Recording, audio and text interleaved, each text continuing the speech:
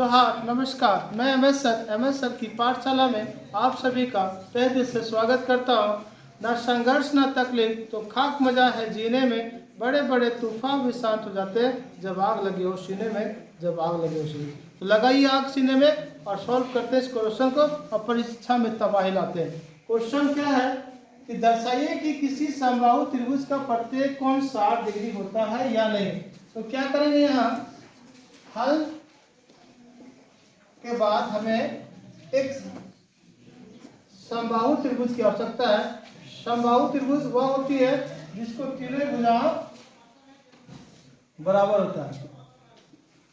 तो मैंने बनाया एक समबाहु त्रिभुज।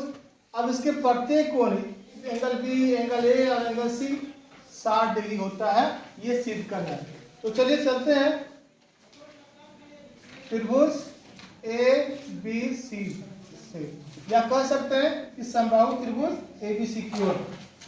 इस समबाहु त्रिभुज में हम लोग जानते हैं कि सारी भुजाएं बराबर है। तो ऐसे लिख सकते हैं कि ए बी बराबर ए सी, ए बी और ए सी भी बराबर है, बी सी भी बराबर है।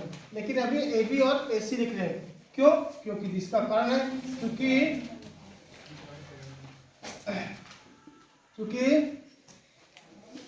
समद्विबाहु त्रिभुज के त्रिभुज लिख देते, समद्विबाहु त्रिभुज के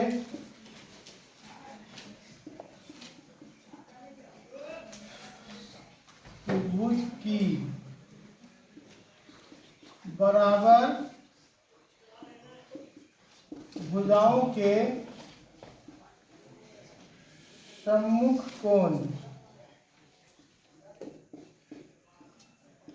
सम्मुख कोण बराबर होते हैं, इसलिए मैंने लिखा है। इस त्रिभुज में ए बी और ए सी को मैंने क्या माना कि ये समद्विबाहु त्रिभुज के दो बराबर भुजाएं हैं, इसलिए अब दो बराबर भुजाएं होंगे तो क्या होगा,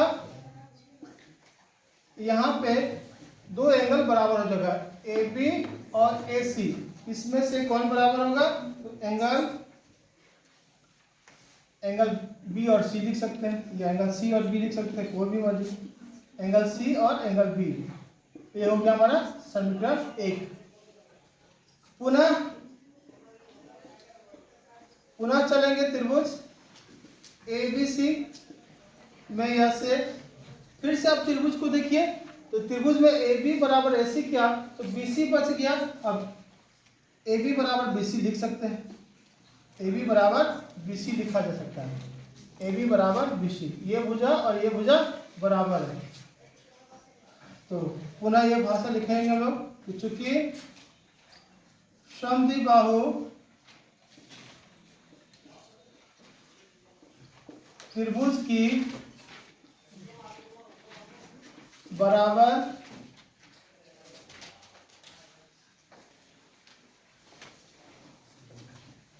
भुजाओं के सम्मुख कोण बराबर होते हैं। जैसे मैंने इसमें क्या किया था, एंगल सी और एंगल बी को बराबर किया था, तो यहाँ भी होते हैं। अगर राइटिंग नहीं समझ में आ रहा होगा तो मेरी आवाज से लिख लीजिएगा, समद्विबाहु त्रिभुज की बराबर भुजाओं के सम्मुख कोण बराबर होते हैं, इसलिए यहाँ पे दो एंगल बराबर होंगे, वह है एंगल सी बराबर एंगल ए। अब आपको पता है एंगल सी और एंगल ए को हमने समीकरण 2 माना। यहां लिखते हैं,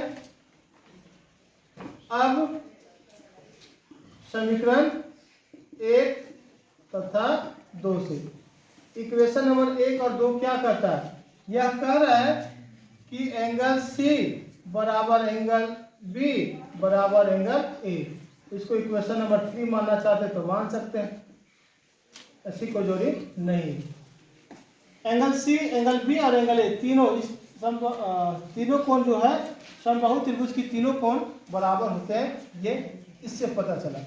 अब आपको पता है क्या कि चूंकि